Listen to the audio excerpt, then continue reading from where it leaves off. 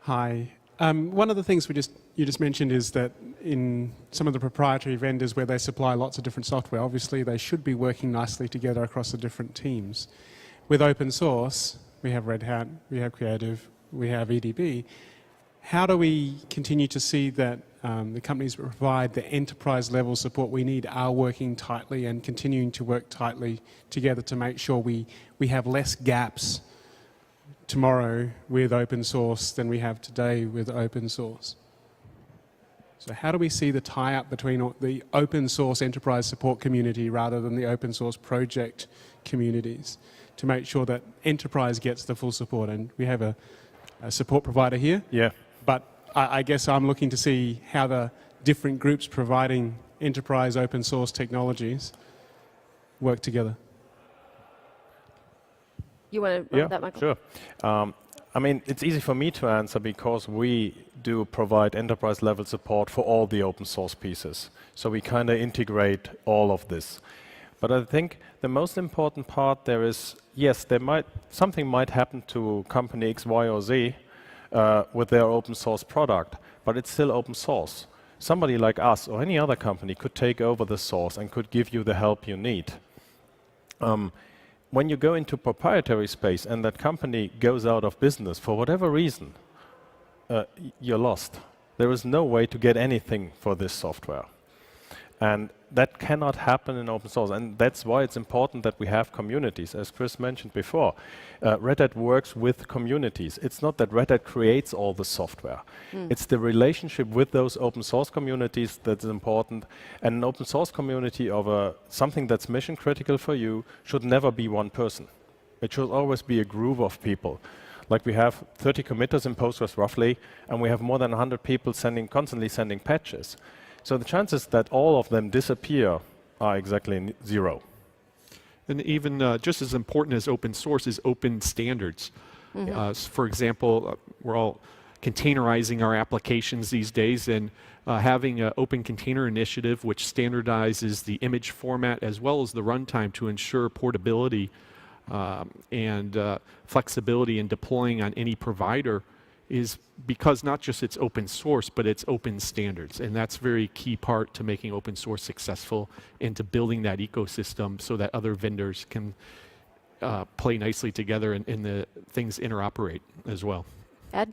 Yeah, I think inside your question is kind of there's a harder topic to talk about in the middle of that. And that's the idea that there can be commercial interest and business, an organized business and commercial focused operation also connected to open source.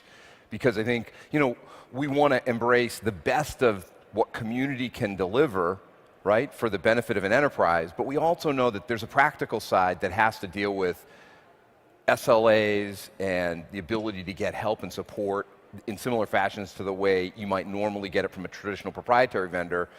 And then when you kind of search through a community, it's really difficult to get the kind of commitment to answers and support and feedback and features and engineering you might need that you would typically get from a proprietary vendor. And having done this for 15 years, I long ago at Red Hat got over the idea that there's an incompatibility between a business commercial interest and an open source project. In fact, those things can and need to live alongside each other. And I think Red Hat's done that really well. I think it's one of the underpinnings of what we've been trying to do in Enterprise DB. And so, you just even look at events like this. What these things, what we're hoping to demonstrate is, in fact, there is a really rich and healthy commercial ecosystem that supports entirely the open source project and the open source body of work. And those things are completely compatible. And so as you sit back and say, okay, well, what would that mean? One, I would think you got to look at companies that have, I think you got to pay attention to companies that have shown endurance and durability.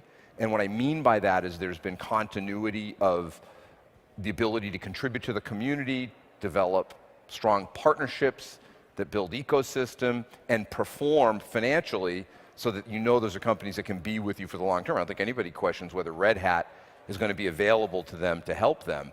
And so guys like me who work in companies like Enterprise DB, this is a big priority. So while we work on the technology development side, we also work on the business side, which includes developing quality relationships with other key partners and other key players in the market.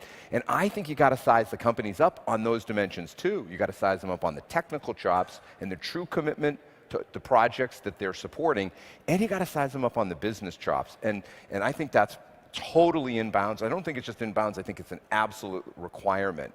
And I think what you'll find when you study that really closely, that some of those companies will fail some of the tests. And that's where I think you'll find, find points of risk. But, this whole event is kind of built up around this concept of demonstrating to the market that Postgres has an incredibly rich ecosystem that includes really strong commercial players who are participating. Look what you saw here. AWS is participating. You saw Infor here. You saw the IBM guys. I mean, these are kind of stalwarts of enterprise IT and industry. So I think those are the real underpinnings that you got to look for. So if you're evaluating, I think you got to really measure like that. Yeah, and we want you to measure us like that. That's the name of the game.